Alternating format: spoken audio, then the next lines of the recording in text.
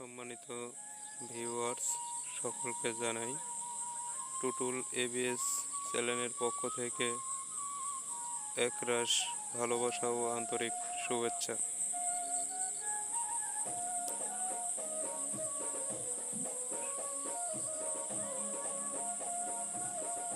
এখন বর্ষা মৌসুম, ডাকাতের ভিটার সৌন্দর্য বাড়বে। এই ভিটাটার নানা গল্প শোনা যায় লোকমুখে। সম্মানিত ভিউয়ার্স, চারিপাশে শুধু ধুধু মাঠ আর মাঠ দেখতে পাচ্ছেন। এই মাঠের মাঝখানেই হচ্ছে ডাকাতের ভিটা, আর এটা হচ্ছে ডাকাতের পুকুর। পরে সংস্কার করা হয়েছে। আরও জানা যায়, ডাকাতি শেষে ডাকাত দল এই পুকুরে গোসল করত।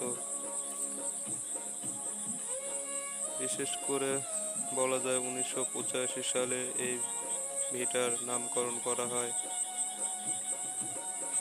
এখন বর্তমানে স্থায়ী লোকজনের বসবাস দেখা যায়। ডাকাতের ভিটা আংশিক নাটোর ও আংশিক পাবনা জেলার মধ্যে অবস্থিত।